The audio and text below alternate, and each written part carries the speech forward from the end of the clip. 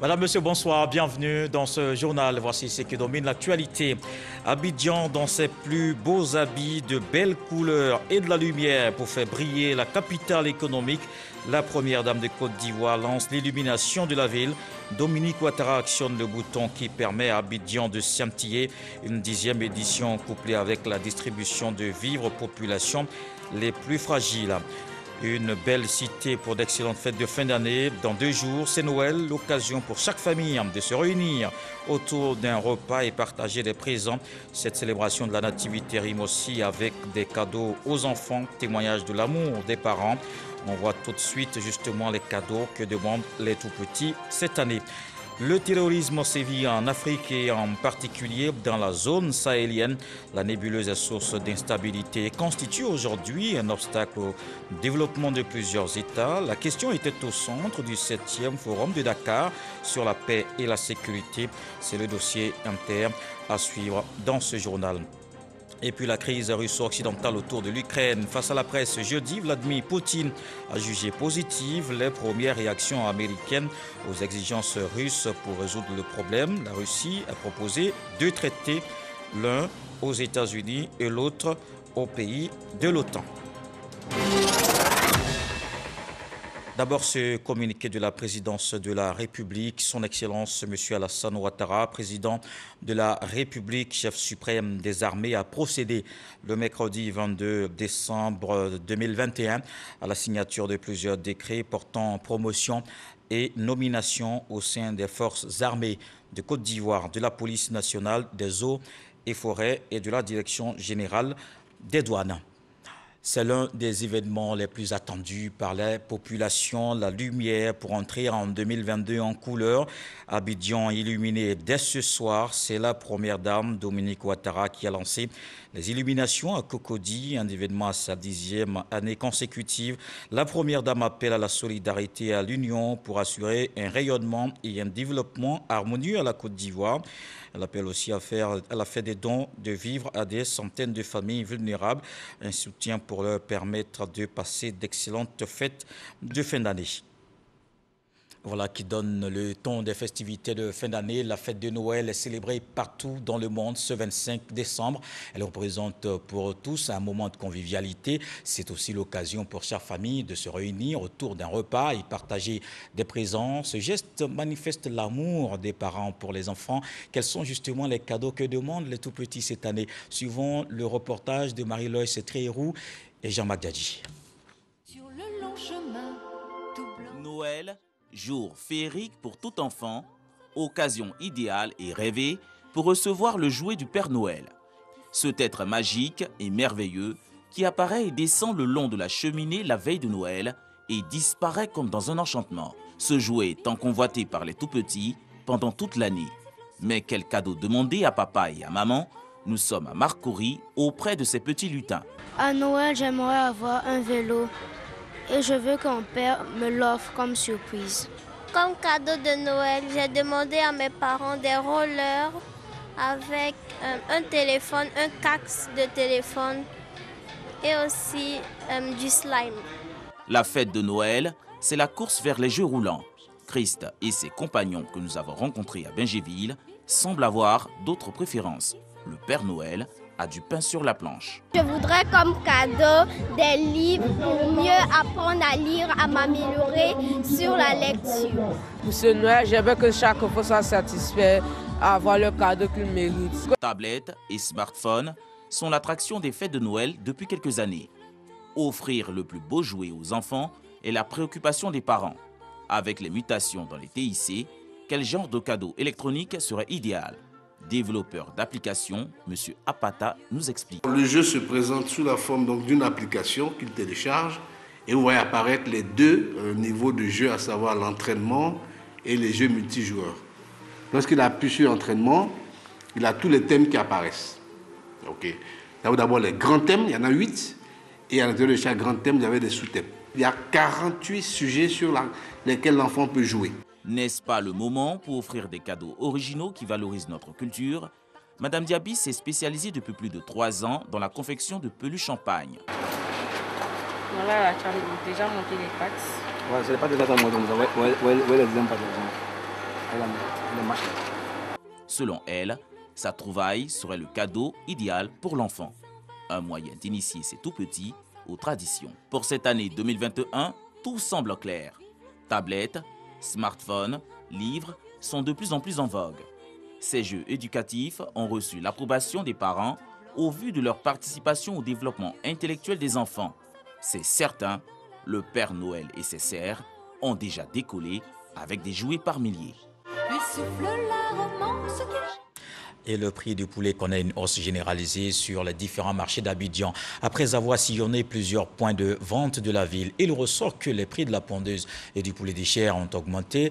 Il y a 500 francs de plus sur ces différents types de volailles. Par exemple, il faut débourser 4 000 francs CFA au lieu de 3 500 pour les pondeuses. Le constat de Marie-Ange Kouakou et Jean-Marc Diadji. C'est au marché de volailles dans la commune d'Abobo que Thérèse Kofi est venue faire sa provision de poulet pour les fêtes de fin d'année. Cette mère reste sans voix face à l'augmentation des prix sur le marché. Poulet de 3 500, 2 500. Aujourd'hui, je suis venu sur le marché, j'ai acheté à 4 000, 4 500. Vraiment, ça ne nous arrange pas. Mais comme la fête est arrivée, pour les enfants, on est obligé de prendre. Un constat identique pour ce chef de famille. Pour lui, le prix n'est pas conforme au poids des poulets. Non seulement le prix, il est cher, mais les poulets ne sont pas trop en forme. Donc je suis en train de voir c'est quel poulet que je vais prendre pour pouvoir faire plaisir à ma petite famille et passer les fêtes d'année en famille et en joie avec les parents également. Une des causes de cette flambée est l'augmentation des prix de gros. Le prix des poulets dits pondeuses est passé de 2 800 francs CFA à 3 200 francs CFA et les poulets de chair de 1 800 francs CFA à 2 200 francs CFA. Les éleveurs nous disent qu'à cause de la cherté des intrants et des aliments, alors l'élevage leur coûte cher. Voilà pourquoi ils ont fait une augmentation de prix. Avant, les gens partaient au Ghana pour aller prendre les poulets, venir nous ravitailler. Mais à cause de la grippe aviaire, on ne peut pas aller chercher les poulets au Ghana actuellement. Ça veut dire que c'est la production ivoirienne seulement qui est vendue en Côte d'Ivoire aujourd'hui. Après avoir sillonné plusieurs autres marchés dans la ville d'Abidjan, il ressort un faible taux d'approvisionnement de volailles. Aujourd'hui, là, les gens de Mokoro sont barrés la route. Les gens ne vont pas aller prendre pour les Ghana. Dès qu'ils disent que leur poulet va finir. Dès que ça coûte là, cette année-là, et de manga de poulet, cette année-là, il n'y a pas de poulet. Leur poulet, ce n'est pas beaucoup. Et moi, je ne pas servir et barin. En Côte d'Ivoire, la production de viande de volaille tourne autour de 30 000 tonnes par an. Et face à cette situation de hausse, le Comité national de lutte contre la vie chère est en campagne contre la flambée des prix en cette période de fête. Après Agboville, la secrétaire exécutive s'est rendue à Dabou pour s'imprégner des réalités du terrain. Elle invite les commerçants au respect des prix conseillés par le gouvernement. Michel Mambo nous apprend également que les contrevenants s'exposent à des sanctions. Dabou, dans la région des Grands Ponts. À la gare routière, transporteurs et passagers sont à couteau tiré. C'est que depuis quelques semaines maintenant, le prix du transport a pratiquement doublé. Aujourd'hui où nous sommes là, on est obligé de prendre parce que le trafic ne coule pas. Souvent tu peux être arrêté dans l'embouteillage 30 minutes, 40 minutes. Maintenant il faut faire un effort pour gagner. C'était 500 francs. On a eu depuis la semaine dernière et nous fait ça à 1000 francs. Même si c'est la fête. Est-ce que l'avion a changé le prix des billets d'avion? Il n'y a pas de suivi et chacun fait ce qu'il veut. L'augmentation des prix à tout bout de champ, dans les marchés et autres grandes surfaces, surtout en période festive. Voilà qui justifie cette visite de terrain initiée par le ministère du Commerce à travers le Comité national de lutte contre la vie chère, CNLVC. Il est question pour la secrétaire exécutive du CNLVC, Dr Annie Didis Bakoné et son équipe, d'attirer l'attention des commerçants sur le respect effectif des prix conseillés par le gouvernement. Nous les avons appelés à une prise de responsabilité parce qu'il ne faut pas profiter des fêtes où certains le rappellent. La demande est forte pour pouvoir mettre en place des pratiques spéculatives. Toute pratique spéculative ne peut pas avoir cours en Côte d'Ivoire. Et toutes les fois où cela a été observé, le gouvernement a agi. Un commerçant qui s'adonne à des pratiques spéculatives s'expose à la fermeture de son commerce. Il s'expose à des sanctions pécuniaires, c'est-à-dire à des amendes. Et il s'expose en plus à des poursuites judiciaires. Et pour assurer le suivi sur place, le CNLVC pourra compter sur son président local. La lutte contre la vie chère doit être une action permanente quotidienne. Le secrétariat national de la lutte contre la vie chère nous rend visite. Je pense que c'est pour nous aider, c'est-à-dire aider le comité local à jouer ce rôle-là. Tout comme à Dabou, les 29 autres comités locaux installés à travers le pays sont déjà à la tâche pour des fêtes de fin d'année solidaires. De son côté, la direction des services vétérinaires du ministère des Ressources animales et ses partenaires veulent des produits sains sur les marchés. Il se déroule en ce moment une opération de renforcement du contrôle sanitaire des denrées alimentaires. D'importantes quantités de viande de porc ont été saisies ce jeudi dans les abattoirs clandestins à Yopougon et Songon. C'est un reportage de Jean-Luc Bango. 6 heures du matin. À cette heure, il règne une animation inhabituelle dans la cour du centre anti-rabique de Cocody, ex-Sodepra. Dans l'un des bureaux se tient une sorte de conseil de guerre. Les personnes même qui sont responsables d'abattage clandestin doivent être interpellées aussi. Et donc notre rôle, c'est d'endiguer ce fléau-là. C'est aujourd'hui que le docteur Vissali Kalo, directeur des services vétérinaires, et son équipe lancent la traque contre les abattoirs clandestins qui pullulent dans le district d'Abidjan. Le cap est mis sur Yopougon. Un long cortège dans lequel on compte des agents du district d'Abidjan, de la Société ivoirienne d'abattage et de charcuterie, SIVAC, et du ministère des Ressources animales et halieutiques. Au kilomètre 17, sur ce premier site, les clandestins ont le temps de s'échapper, mais sans les bêtes qu'ils avaient commencé à abattre. Des porcs. Une première saisie s'opère ici, dont ce camion avec son contenu, une douzaine de porcs. Nous sommes ici à Yopougon, où les gens raffolent de la viande porcine. Mais il faut bien que cette viande-là suive un circuit normal, c'est-à-dire fasse l'objet d'un contrôle sanitaire vétérinaire qui va attester que la viande est propre et salubre. Une autre saisie s'effectuera dans la même commune, au quartier Sikoji, de la viande de porc fraîchement découpée, prête à passer au four. Les normes de l'abattage sain n'ont pas été respectées.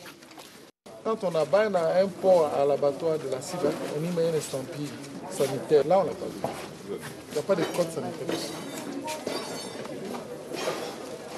Plus de 300 kg de viande seront emportés par les agents de la direction des services vétérinaires. Direction la CIVAC, en zone industrielle de Yopougon. La société d'État, seule habilitée à faire des abattages de porc. Aujourd'hui, son activité est fortement impactée par l'action des abattoirs clandestins. Ces abattages clandestins font une concurrence vraiment déloyale à la survie même de l'abattoir de la CIVAC, qui est un abattoir officiel reconnu par l'État ivoirien. Dans l'année, en tout cas depuis ces 30 dernières années, on est autour de 28 000 porcs, mais nous pensons que cette année, nous pourrons aller jusqu'à 30 000 porcs, pourquoi pas au-delà. La viande saisie sera examinée ici et affectée à des œuvres sociales si elle est déclarée propre à la consommation. L'opération, quant à elle, se poursuivra jusqu'après les fêtes de fin d'année, notamment dans les restaurants et les rayons de boucherie des supermarchés du district d'Abidjan. Allons dans la région de la Nawa où il se prépare également les fêtes de fin d'année. Le village de Gbogbo dans la sous-préfecture de Meyagui mis sous tension. Les populations de cette localité enthousiastes ont rendu hommage au gouvernement et au chef de l'État. Jean-Marc Diadji.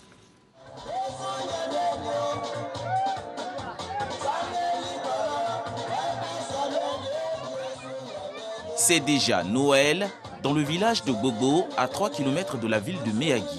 C'est sous la musique du terroir que les jeunes et femmes manifestent leur enthousiasme. Les plus petits ont droit cette fois-ci à des friandises. Ce soir, la lumière apparaîtra. Ces poteaux de ligne de transmission sont déjà fonctionnels. Le village de Gbogbo vient d'être connecté au réseau électrique national. Les villageois remercient les autorités de la région de la Nawa et le gouvernement. D'habitude, on va en fait en ville, compte tenu du manque d'électricité. Aujourd'hui, grâce à Dieu, on a eu l'électrification. Je dis grand merci au président de la République, Alassane Ouattara, d'avoir pensé au village de Gbogbo. En cette période de fête de Noël et au vu de cette nouvelle ambiance, paysans et commerçants de Gbogbo s'activent. Il y a la lumière. Dans la fête, là, ça ne sera pas comme les autres années. Donc cette année-là, bien fêtée. Je vais préparer nyamou, nyanya, mais poisson, à quoi? À la tombée de la nuit, Le constat est clair, la bourgade de Gbogbo est bel et bien éclairée et peut désormais enclencher son développement. Les villageois pourront aborder les fêtes de fin d'année dans la joie. Et à l'occasion de cette fête, le ministre de l'Emploi et de la Protection sociale porte à la connaissance des populations vivant en Côte d'Ivoire que le samedi 25 décembre 2021, jour de la fête de Noël, est déclaré jour férié et chômé sur toute l'étendue du territoire national pour les signataires de la Convention collective interprofessionnelle du 20 juillet 1977 et conformément aux dispositions de l'article 64 de la dite Convention, le samedi 25 décembre 2021, jour de la fête de Noël, est déclaré jour férié, chômé et payé. Et ce même samedi, un rendez-vous à ne pas manquer. 15 ans que ça dure. La RT vous emmène en 2022 dans la joie et la bonne humeur. Bonjour 2022. On en parle avec le producteur délégué qui est sur notre plateau, qui est l'invité ce soir. Bamba Imsel, bonsoir. Bonsoir Colo. Alors ce samedi 25 décembre au Palais de la Culture, à partir de 19h, toute la crème des humoristes se réunit. Comme d'habitude, est-ce qu'on peut avoir juste une idée de ce qui va se passer ce 25 décembre? D'accord, merci déjà. On salue tout le public ivoirien et de l'extérieur parce que nous sommes suivis partout. Bien entendu, c'est samedi. Bien sûr, samedi. On dirait bientôt, dans 48 heures. Le Palais de la Culture va recevoir Bonjour 2022. C'est une autre forme pour nous, n'est-ce pas, de marquer la fin de l'année, mais surtout la nouvelle année. C'est pour ça qu'on dit toujours à Bonjour pour voir le jour, le vrai jour, le 1er janvier, en beauté. Alors, qui sont ceux qui sont attendus comme humoristes? Est-ce que ce sont les mêmes qu'on a toujours vus ou alors il y a de nouvelles têtes qui vont apparaître comme c'était le cas par le passé? Oui, effectivement. À Bonjour, il y a toujours des surprises. Et en boxe, on parle de catégories. Chez nous également, on parle de catégories. Il y a les plus anciens, les cadres, n'est-ce pas, du Bonjour, qui font les beaux jours, n'est-ce pas, de la Côte d'Ivoire, de l'Afrique et de l'extérieur. Oui, on veut parler du magnifique Agalawal, Ramatoulaye, Ankadeka, Joël, Fils unique. Alors, c'est cette crème-là qui va donner de la joie. Et surtout, c'est dans la convivialité que tout va se passer, parce qu'à Bonjour, c'est aussi ça, c'est de se retrouver en famille, c'est de se retrouver entre amis, et surtout de communier ensemble pour joindre, n'est-ce pas, la nouvelle année. Parce que nous, chez nous, on dit quoi? Quand vous finissez avec la première catégorie, il faut rentrer dans la deuxième. Quelle est la deuxième? Ceux-là sont issus, n'est-ce pas, du grand casting. Ici, à la RTI, nous avons institué ça depuis 2011 et ça permet à ces jeunes-là, des talents nouveaux, de pouvoir s'orienter, n'est-ce pas, vers, n'est-ce pas, les meilleurs talents du monde. Parce que après ça, on a vu Fils unique aujourd'hui qui fait les beaux plateaux partout aujourd'hui, en Côte d'Ivoire et même à l'extérieur. Il est passé par là. Ramatoulaye également est passé par là. Et cette année encore, nous avons Zorati. Vous voyez une fillette qui vient là, mais quand elle sort des choses, c'est vraiment époustouflant. On va parler d'un jeune homme, il est tout frêle. Lui, il vient comme ça avec son schéma. Il s'appelle comment? Yo-Yo. Oui, pour un homme. Vous imaginez déjà la suite. Alors, voilà. Pour parler de la troisième catégorie, cette année, c'est une autre innovation. Ceux-là qui sont sur vos petits écrans, les téléphones, ils sortent des écrans. Ils se retrouvent sur le grand plateau, cette fois, à Bonjour 2022, sur la grande scène, le grand plateau, pour donner le meilleur. Qui sont-ils? Les web humoristes. Eunice Zinon, qui a fait récemment le plein du Palais de la Culture, la 1500 places. Tout ce beau monde, donc tout ce beau monde pour les spectateurs, tous ceux qui nous regardent, qui peuvent venir. Mais au-delà de cette grand-messe donc, qui se tient à Abidjan, il y a aussi l'intérieur du pays qui n'est pas oublié. Oui, après l'étape d'Abidjan, bien entendu, je voulais terminer avec, vous allez voir quand même, Dodo. Ça vous dit quelque chose? La maman de Dodo. Comme on le dit à Abidjan, c'est un phénomène phénoménal. Oui. Voilà, c'est dans le monde mondial. Donc à découvrir. Voilà. À découvrir. Également, on va penser à tous ceux-là qui vont faire les déplacements pour voir Mimo, une Libanaise. Oui, il faut venir la voir. À l'intérieur, pour mettre le cap sur l'intérieur, définitivement, ça sera encore comme d'habitude. Plus d'une quinzaine de localités seront visitées. Des nouvelles s'inscrivent déjà. Bouna, Jacquesville, sans oublier Danané. Alors, ça va être encore une autre visite pour faire partager ce plaisir, ce bonheur, n'est-ce pas, partout en Côte d'Ivoire. Et la dernière étape, bien entendu, ça sera l'extérieur à l'étranger, Paris. D'accord, ce sera en mars. D'accord, les tickets sont mis en vente depuis il y a quelques jours. Est-ce qu'il en reste encore pour ceux qui veulent bien venir? Oui, il y a encore des tickets. Il y a encore des tickets. Vous savez, c'est la salle. Il y a des tickets qu'il faut avoir à RTI Publicité, au Vallon, au Plateau. Et sans oublier ici même au siège à la RTI. Et bien entendu, vous pouvez l'avoir également au restaurant Les Otiques, qui est juste à côté de la RTI. C'est un restaurant qui est visité et il faut prendre les tickets là également. Et c'est à combien? 10 000? À 10 000. À 10 000, c'est tarif unique. Tarif unique. Cette année, la RTI a décidé de faire le cadeau de Noël, avant Noël. D'accord. Voilà, donc à 10 000 francs au lieu de 15 000 habituels. Et tout le monde est VIP. Vous serez reçu. Vous serez là pour vous amuser et donner le bonheur. C'est en cela qu'il faut féliciter le directeur général de la RTI, M. Fousseni Dembélé, pardon. Et puis, comme on le dit, félicitons-nous vivants. D'accord. Il fait beaucoup et il faut féliciter. Je ne vais pas manquer de dire merci au ministre-gouverneur qui nous aide chaque année, qui est avec nous, qui nous fait l'honneur d'être là. Et également les autorités, n'est-ce pas, de ces villes, de ces localités que nous allons visiter pendant 2 mois. C'est important. Nous en disons merci. Et puis après... Pour terminer rapidement. Voilà, à Yamoussoukro, ça sera la première ouverture du bal de la tournée. Bonjour. Mais déjà, on retient cette date qui est très importante, le samedi 25 à partir de 19h au Palais de la Culture. Donc, vous attendez tout le monde pour faire le show, comme on dit. Comme on le dit, le show, pour parce entrer qu'ils attendent. Ils ont fait une première répétition ce soir. Oui. Ah, il fallait voir. D'accord. Merci. Il fallait voir. C'était autre chose. Et merci, Bamba Imsel. Colo demande à tout le monde de passer voir ce spectacle. Il est unique en son genre. Rendez-vous donc le samedi. On ira tous voir. Salle Anoumambo, 19h. D'accord. Merci, Bamba Imsel, producteur délégué de Bonjour. Merci d'être passé sur ce plateau et on poursuit avec l'actualité. Elles ne sont pas oubliées en cette période de fête. Le ministre d'État, ministre de la Défense, donne le sourire aux épouses de militaires et de gendarmes décédés en mission commandée et au combat. 399 veuves ont reçu des dons en vivres et en numéraire d'une valeur totale de 60 millions de francs CFA, un acte de solidarité de Téné Birahima Ouattara qui permet ainsi à ces familles de passer d'agréables moments en cette fête de fin d'année.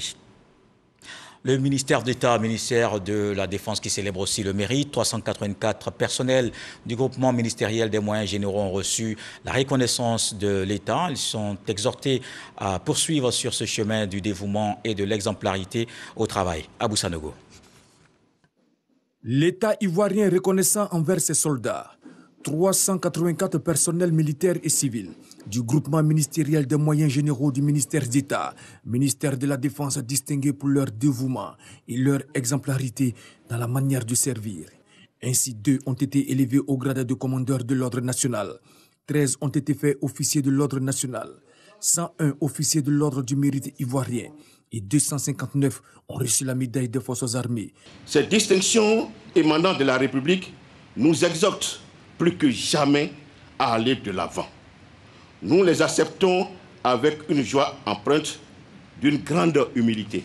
Le ministre d'État, ministre de la Défense Téné Birahima Ouattara, a exprimé sa gratitude au président de la République, puis adressé le bilan de l'année 2021. Cette année encore, notre pays a payé un lourd tribut dans la lutte contre le terrorisme, l'attaque du contingent des casques bleus ivoiriens au Mali, l'attaque de l'opposition dans le nord et l'accident d'un de nos aéronefs de reconnaissance.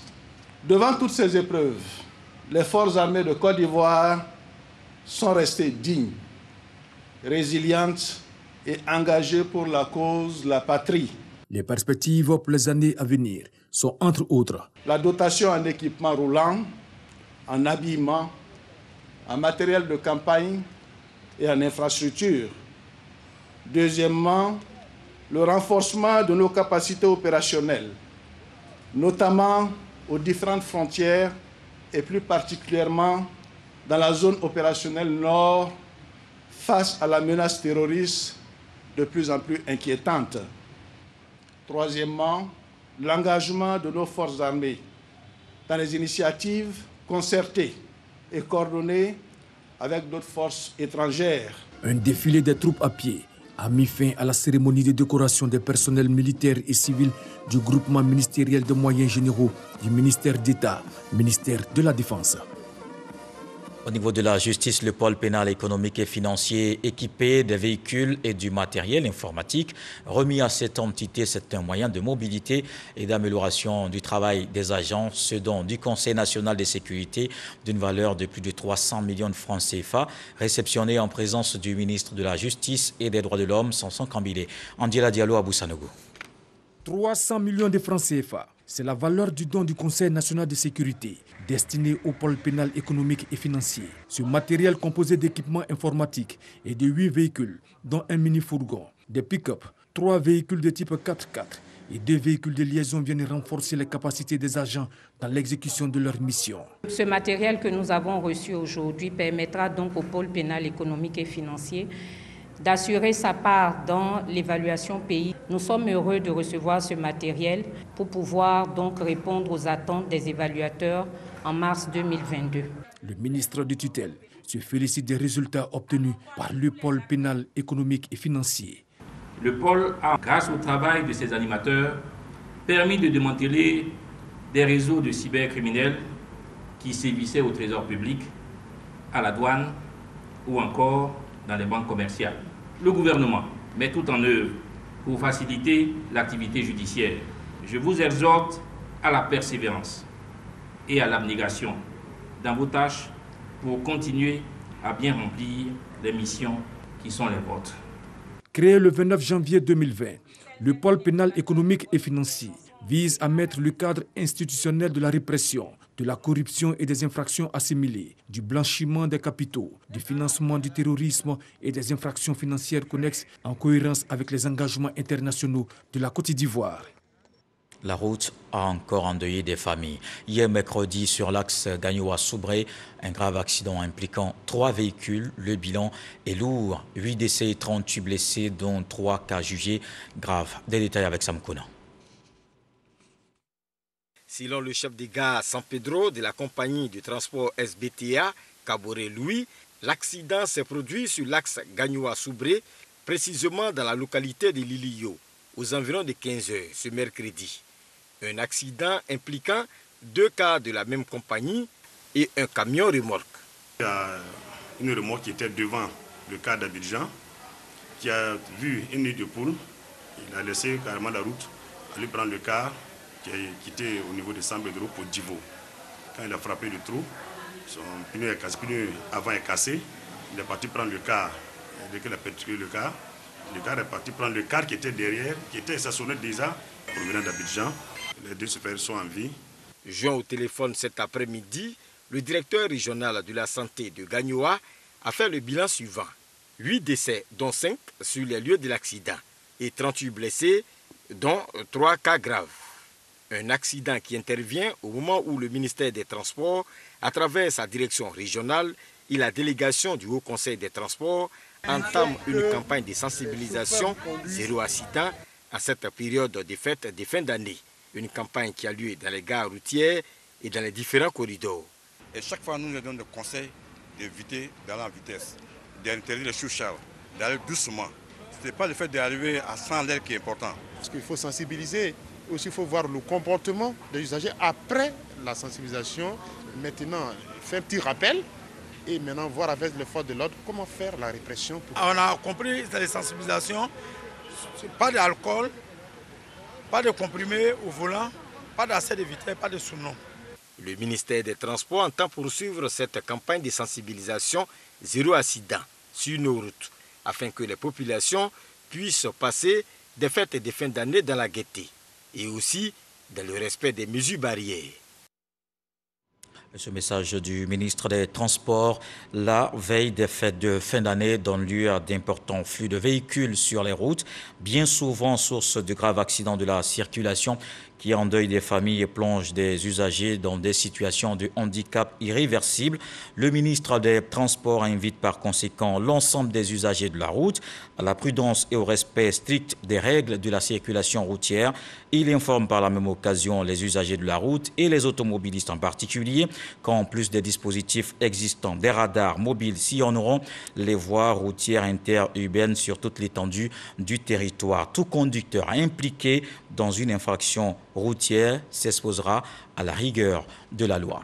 On s'arrête sur cette menace qui est une réalité. On le sait, le terrorisme sévit en Afrique et en particulier dans la zone sahélienne. La nébuleuse est source d'instabilité et constitue aujourd'hui un obstacle au développement de plusieurs États. La question était au centre du 7e forum de Dakar sur la paix et la sécurité. Les participants préconisent comme solution des investissements plus importants dans le secteur de la défense. Mais comment mobiliser les ressources alors que d'autres défis existent encore? C'est le dossier Inter avec Mahama Traoré.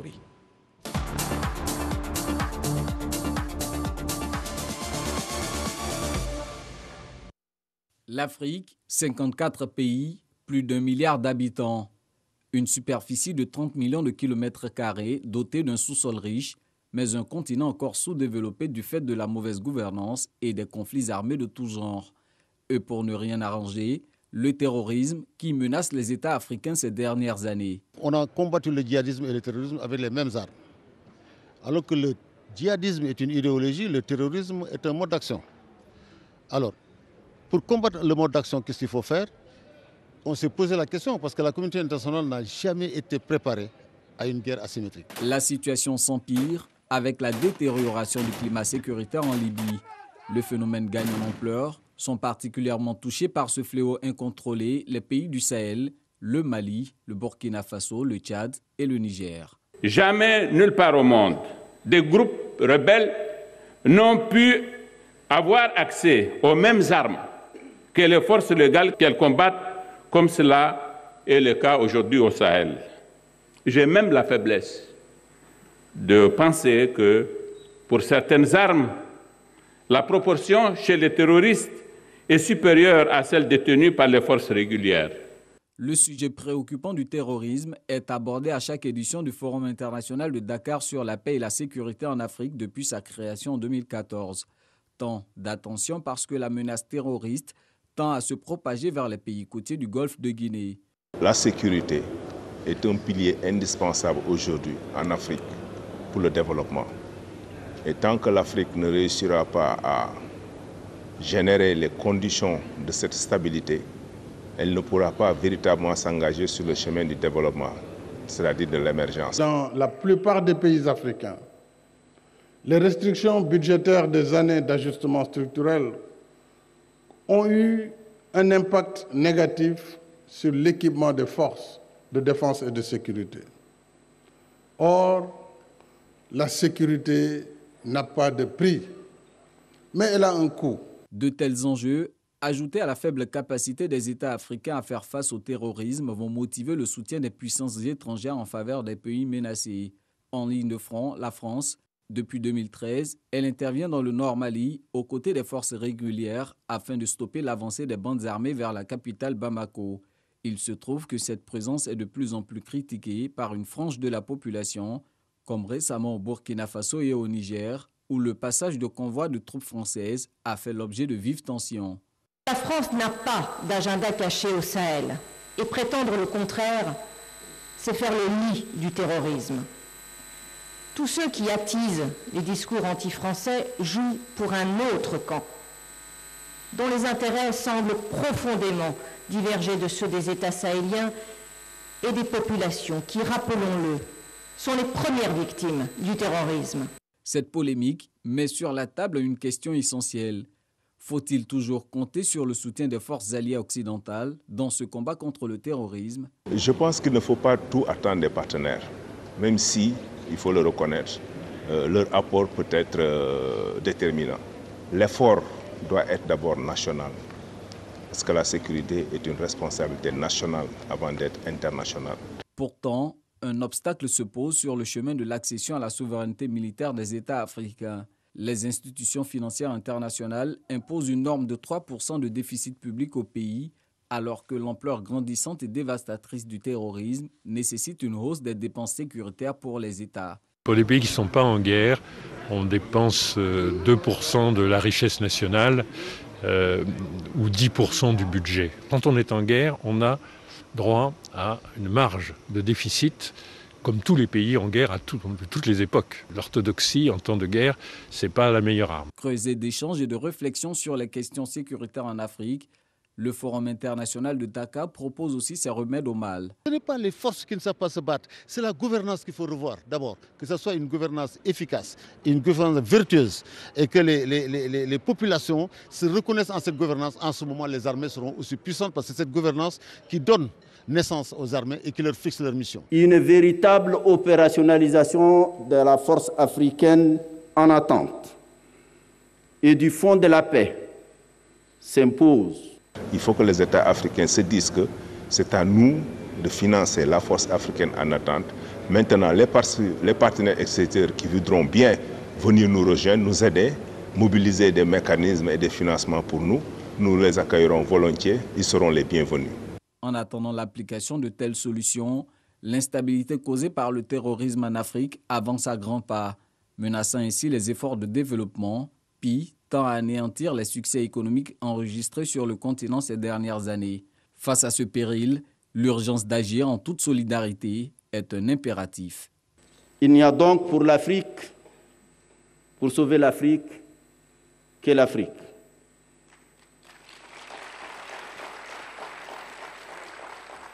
Et c'était le dossier inter avec Mahama Traoré sur le terrorisme en Afrique. Je vous le disais en début de journal, c'est l'un des événements les plus attendus par les populations.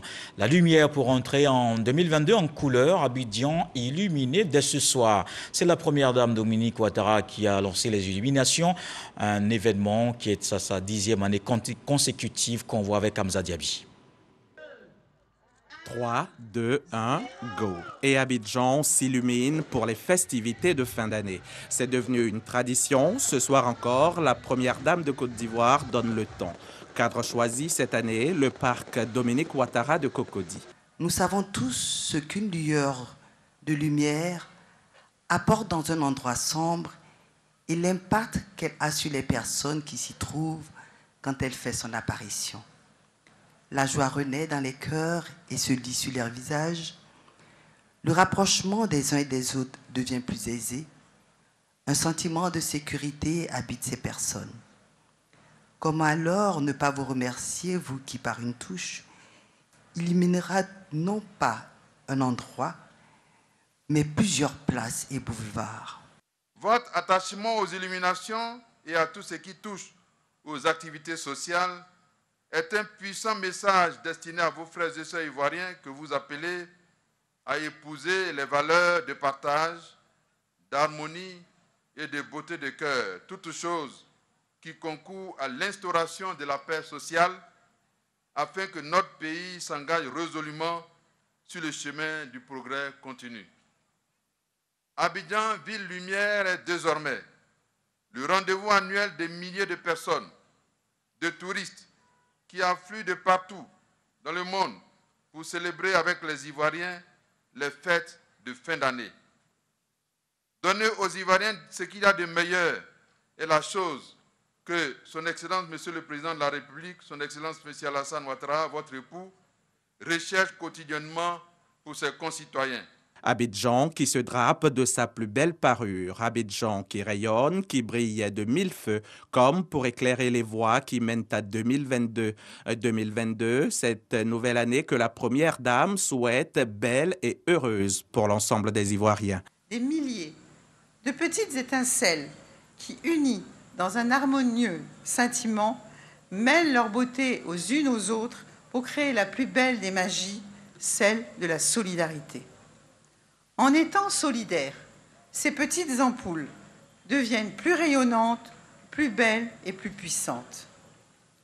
À l'image de ces magnifiques illuminations, lorsque nous sommes unis, nous assurons à notre belle Côte d'Ivoire un magnifique rayonnement et à nos concitoyens un développement harmonieux. Aussi, le thème retenu cette année pour les illuminations, à savoir Côte d'Ivoire, solidaire et unie, est tout à fait à propos et nous incite à garder à l'esprit ces valeurs cardinales, à savoir la solidarité et l'unité pour notre pays. Chers frères et sœurs, bonne fête de fin d'année à toutes et à tous, dans la santé, la paix et le bonheur. Le président du Conseil économique, social, environnemental et culturel, des ministres, gouverneurs, des membres du gouvernement, des personnalités de tous bords, des chefs coutumiers et religieux, tous assistent heureux à cette 10e édition d'Abidjan Ville Lumière, avec pour cerise sur le gâteau cette année la distribution de vivres et de non-vivres à de nombreuses familles vulnérables de Cocody, dont d'une valeur de 30 millions de francs CFA, la matérialisation même de la Côte d'Ivoire solidaire, comme le prône le gouvernement. Et dans le reste de l'actualité, la crise russo-occidentale autour de l'Ukraine. Face à la presse ce jeudi, Vladimir Poutine a jugé positives les premières réactions américaines aux exigences russes pour résoudre le problème. La Russie a proposé deux traités, l'un aux États-Unis et l'autre aux pays de l'OTAN, pour bannir tout élargissement de l'Alliance atlantique, notamment à l'Ukraine. Voilà qui met un terme à ce journal. Merci de l'avoir suivi. Retour de l'actualité, 23h avec Herman Guivet. Demain, 20h, retrouvez Marie-Longue Goron. On se quitte avec ce que dit le sage ce soir. Si la marmite ne peut cuire le repas, ce n'est pas en la bouteille qu'il faut faire confiance.